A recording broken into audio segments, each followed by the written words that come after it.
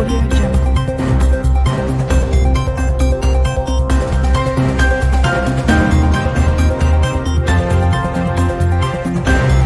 வணக்கம்.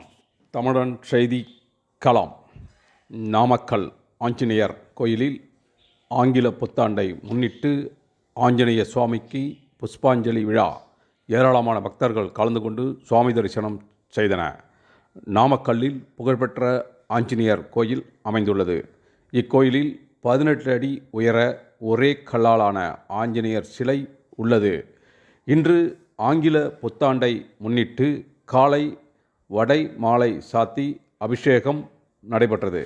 பின்பு மாலை புஷ்பாஞ்சலி நடைபெற்றது. அப்போது திரளான பக்தர்கள் கலந்து கொண்டு சுவாமி தரிசனம் செய்தனர்.